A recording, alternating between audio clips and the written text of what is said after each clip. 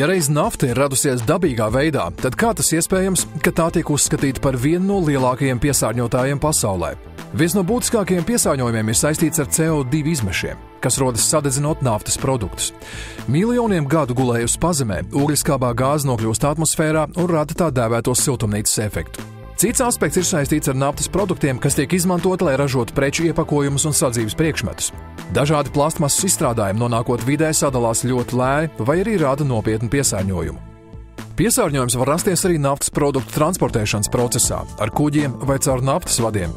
Daudz noplūžu jūrā notiek ostās vai to tuvumā, kad novecojuši vārstu un cauruļu savienojumu dēļ daļa produktu nokļūst ūdenī. Taču noplūdes ar visnegatīvākajām sekām saistītas ar kuģošanu, kad īsā laikā pēc kuģa avārijas cieš liels daudzums putnu un dzīvnieku. Bieži iemesls lielākām noplūdēm ir kuģu uzskriešana uz sēkļa vai sadursme ar citu kuģi. Baltijas jūrā visbiežāk ar kuģiem tiek pārvadāti pārstrādāti naftas produkti – mazuts, dīzeļdegviela un benzīns. Katrs no šiem produktiem veido atšķirīgu reakciju ar jūras ūdeni. Mazuts var veidot blīvu, necaurlaidīgu virsmu. Temperatūrai vēl vairāk pazeminoties, mazuts var nogrimt uz grunts, kur saviļoties ar smiltīm veidot kunkuļus, kas pēc laika tiek izskaloti krastā. Tādējādi piesārņojums smilšainās pludmalēs var tikt atrasts vēl ilgi pēc katastrofas. Vējainā laikā mazuts var veidot emulsiju, formu, ko visgrūtāk savākt. Tie ir sīki naftas produkti pielieniņu ūdenī, kas var izplatīties ļoti lielās teritorijās. Šādu piesārņojumu ilgā laika periodā noārda baktērijas.